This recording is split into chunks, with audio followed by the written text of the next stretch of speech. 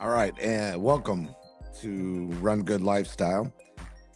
And today I'm going to talk a little bit about the healthcare system. And I know this may be, I won't use the word controversial because I don't think my opinion matters to that many people, but it is definitely a hot topic. And I basically want to talk about Robert F. Kennedy Jr.'s take on the healthcare system and where we're going with that. And as many of you know that have been on following what my journey of wellness, I've gone down the path that I believe he is trying to propose a more, I won't say alternative, but preventative type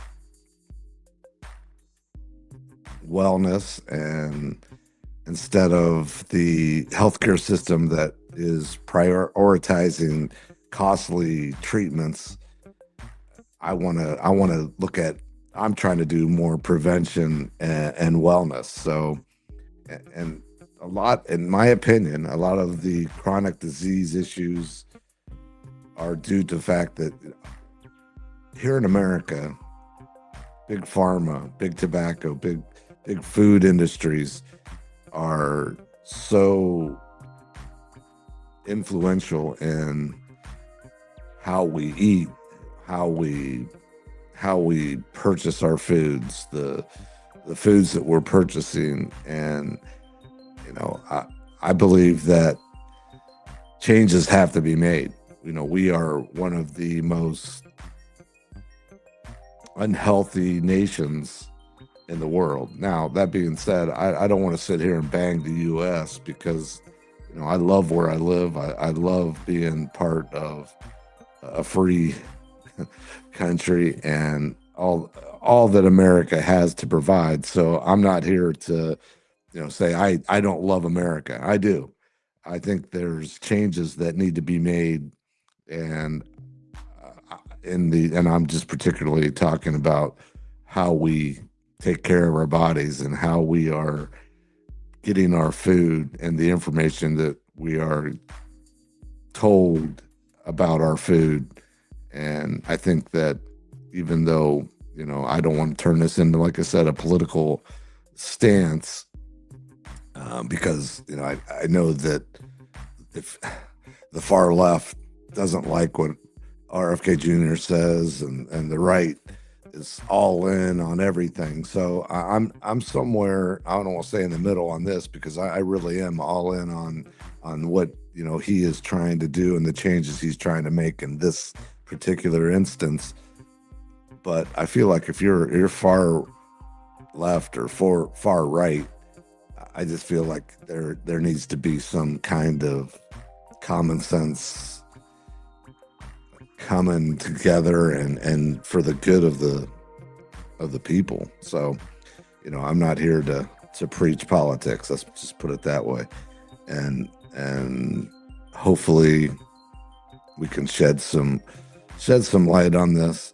And just because you advocate for reform doesn't make you, I don't know, a target. And I feel like anytime there's change needed, there's going to be, pros and cons. But our current healthcare system is in trouble. We, doctors and all the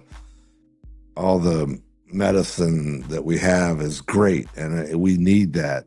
But if we can look on the other side and do some preventative medicine, some testing and stuff like that, why don't we look at that, and why don't we try to change the system that has really put America at the bottom as far as healthiness of their people? We are towards the bottom of the healthiest people in the world, and we're at the top of spending in the world on healthcare. So throwing money at it obviously hasn't been the cure. So the focus on prevention and wellness and corporate accountability, I think that's where progress lies. And you know, we can go on about vaccines and those kind of things, but I really want to stick to, you know, Robert F. Kennedy's motto. And you know, I'm not trying to put this with Trump's motto, make America great again, but I believe let's make America healthy again. Let's start with that. You know, prevent disease, get a food policy and a reform policy that the FDA, when the FDA stands behind a product, we can believe it. Right now, me personally, just because it's FDA approved doesn't mean that I feel safe eating it. And, you know, it's been documented that countries used to use our FDA program as a catch-all for them because they didn't have a program in some of these countries to do the research and make sure that the food that they're eating is healthy. And I know some of those countries have literally stopped using the FDA because they can't trust it. And that's sad. You know, we should be at the forefront of that, where we can be trusted and what comes out of the FDA and should be good information, not tainted information. So, and we could do a whole podcast on just that. And then next is, you know, access to alternative medicine. Yes, I'm not looking at crazy alternatives, but you know, when I went down this path of trying to find out what's going on in my body as far as where my body stands on the vitamins and minerals that I need, you know, just me personally, I'm not, I wasn't looking for, you know, what's wrong with me. There's really nothing super wrong with me, but I could tell that as I got older, I wasn't processing foods the way I should, or I wasn't feeling the same as I would. So, you know, I went, as some of you have followed me, I went down the path of trying to find out why, you know, what's going on. So when I went down this path of the wellness and talking with my Dr. Janice Jackson, who I had on here, if you haven't seen that podcast, she's awesome and some really informative information there. But when I went down that path with her and tried to use my healthcare insurance, none of it was covered. And the reason being because I wasn't having any medical issues. I was trying to do preventative care. And so everything that I did as far as getting the blood work done, talking with her on alternatives as far as vitamins and other minerals I could take and start boosting what was deficient in my body, I had to have all that done out of pocket.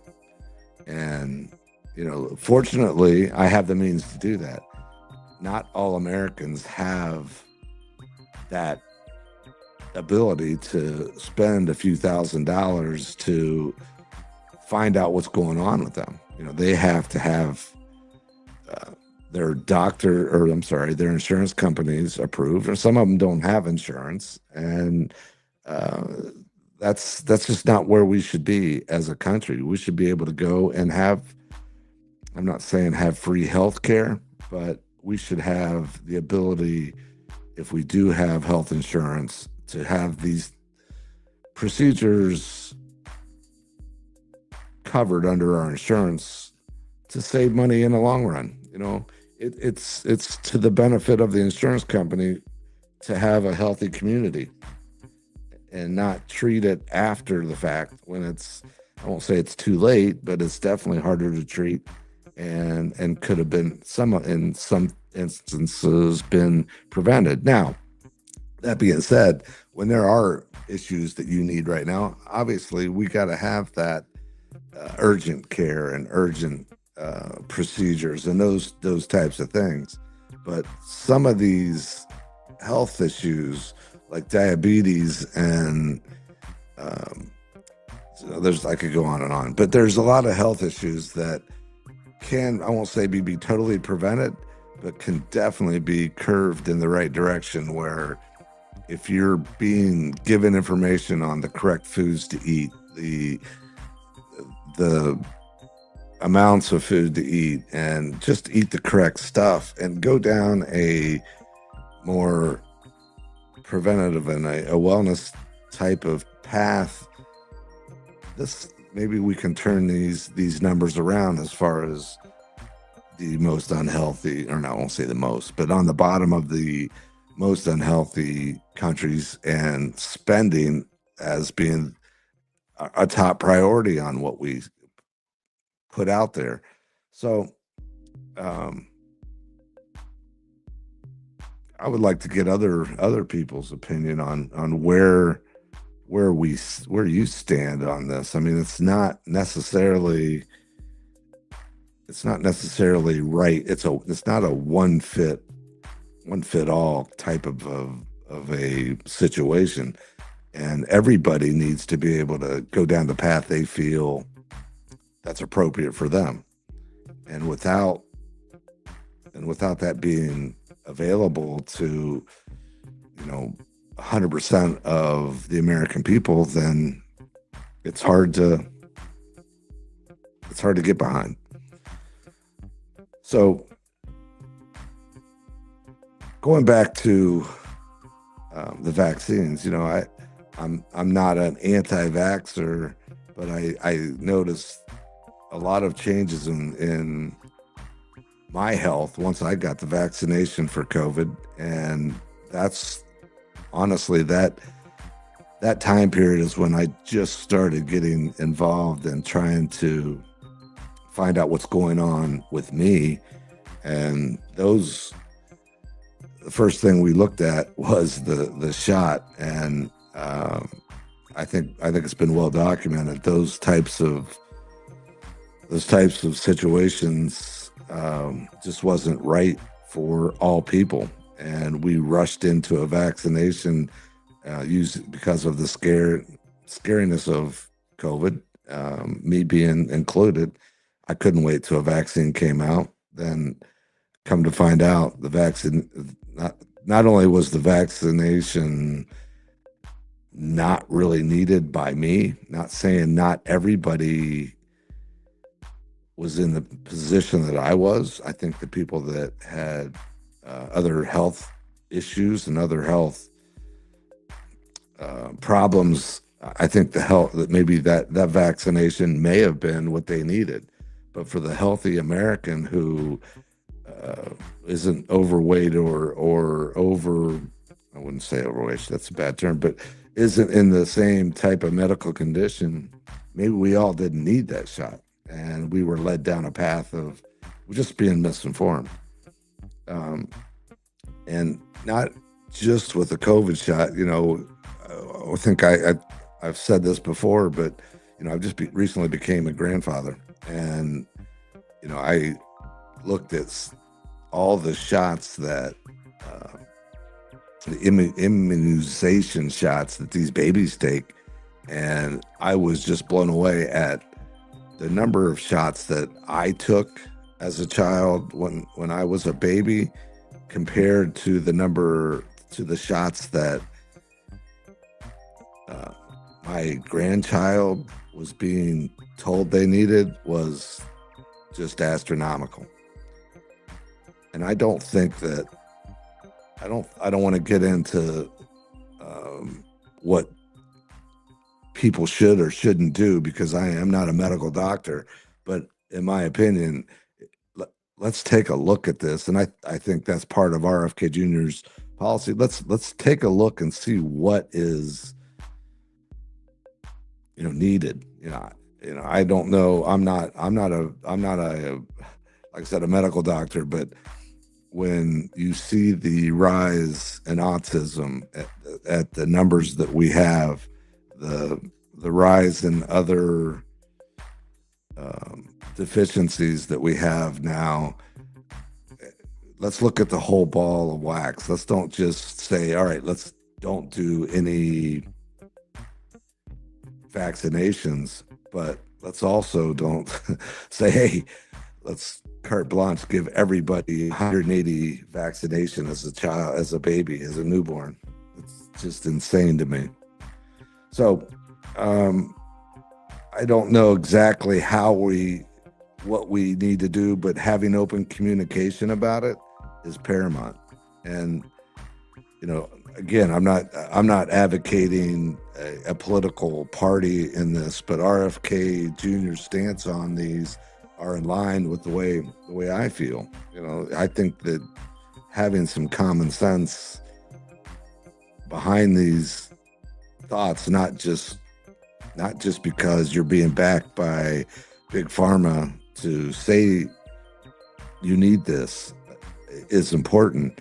And when I remember way back when the tobacco companies were doing the ad campaigns for smoking, and they did a wonderful job of promoting cigarettes. And once we found out that the stuff they're putting in the cigarettes and the stuff that is highly addictive that keep you smoking, and the health ramifications of smoking these cigarettes came to light,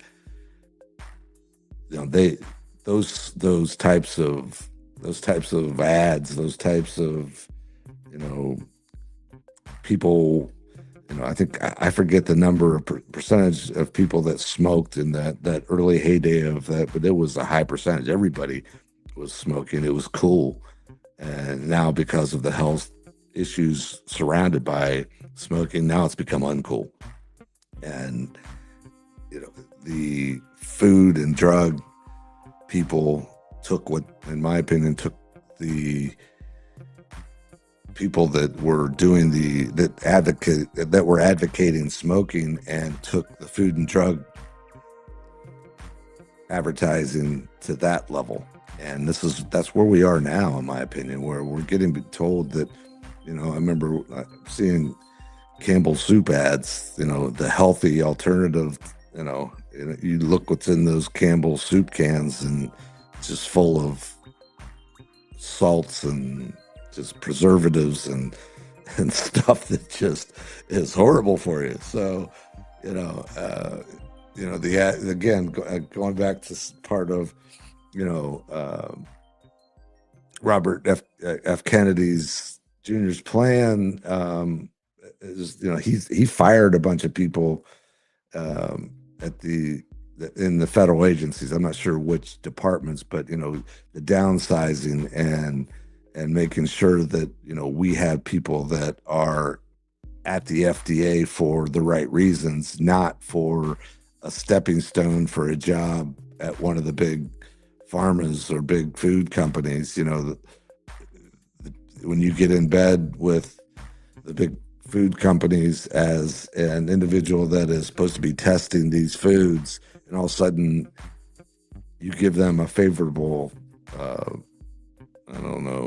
market to market either drugs or food, and then 5 years later you're working for that big company making thousands, hundreds of thousands of dollars. That's not right. And I think that's some of the stuff that RFK Jr. is looking at is there a conflict of interest of the FDA and big pharma, big food, people that are just throwing millions of dollars at these researchers to make sure they get favorable opinions or favorable, I don't know what to call them, just favorable information so they can sell their drugs and their food.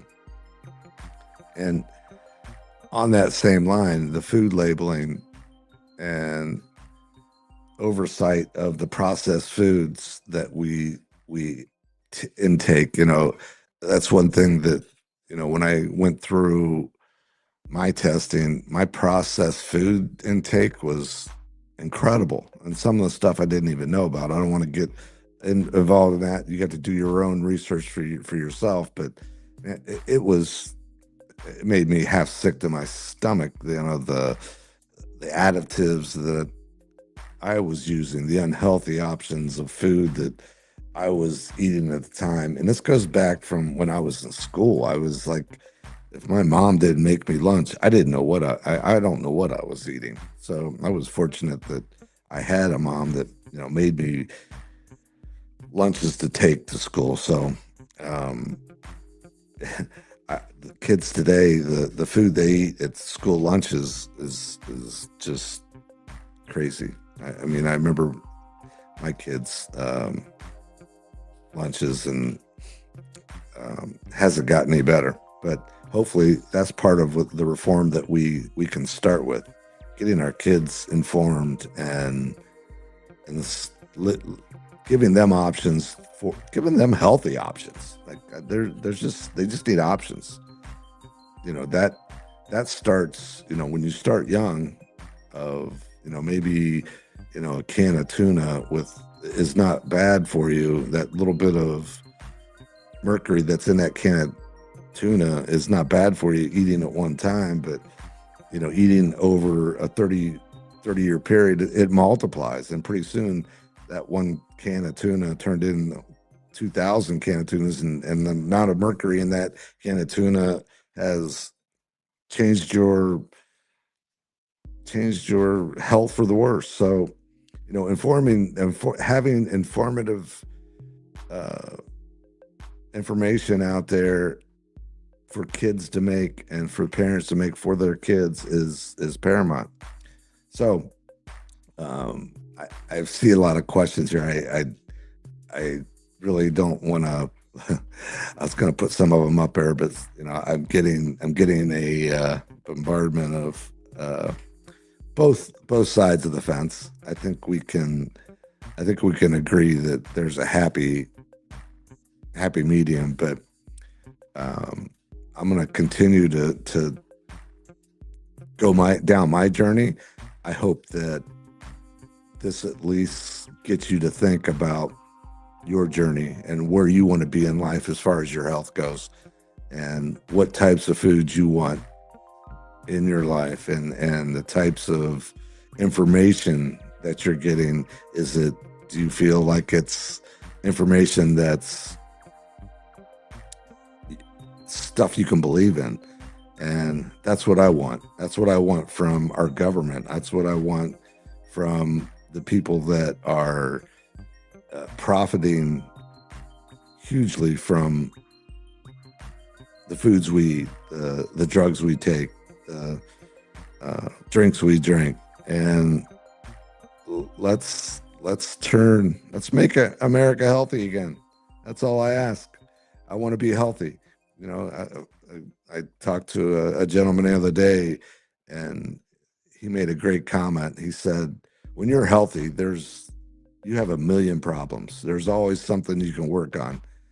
But once you have a health issue, you only have one problem. Think about that. When I talked to him, he was going through we're still going through it, some health issues, and he wakes up every morning with one problem. That's getting healthy. And I'm not saying that his food or his lifestyle was the cause. I mean, there's many reasons why, but why not, if we have the opportunity to make our lives healthier, why wouldn't we do it? Why don't we use common sense and get the people that really want to change the situation for the better, give them the means to do so. All right, I think that's all I have right now. I want to thank you for listening, and I will respond to all the questions that I got here. I see that there have, at least we have struck a chord where there is some interest. This is a topic that people are interested in, and I love to have open conversation, and I'm going to do some more of these as I continue my journey. I'm now 2 months, almost 3 months into the vitamin minerals that after I did my blood testing, which was quite extensive with Dr. Jackson. I went on a protocol through her, and it'll be interesting. I have 3 more months, I believe, and then I get retested to see where my levels are. And I was extremely shocked at how low some of my vitamin levels were, and some key vitamins that just help your body age or age quicker, in my instance. And hopefully those things are going to be turned around, and these are things that I'm probably going to continue. If I do see the changes, I will. Hopefully there are changes for the better. It'd be interesting. I'm super excited to see how that comes out, and I will definitely give you the rundown once I have that. But again, I hope this made you think a little bit, and I hope it made you want to be on board with making America healthy again. So thanks for watching. I want to thank my sponsor, the Wentz Insurance Agency. If you ever need an insurance quote, call us at 740-653-5535. Wentz Insurance for all your insurance needs. And thanks for listening. And we will be back with more information. I have two podcasts going. I have the Health and Wellness podcast, and I also have my Sportsbook Edition podcast. And I'll be interested to see how I'm going to do that this week. I have a member guest coming up this weekend. It starts Wednesday, and it's going to put a little crunch on some of my podcasting. But if you have any other questions or anything you'd like to know more about, I'm all ears and would love to have some suggestions. And again, thanks for joining us, and go to my YouTube channel and subscribe, Run Good Lifestyle. And I have Run Good Lifestyle, the Sportsbook Edition. There's a lot of good information about that arena. And I'll look forward to talking to you soon. Thanks again.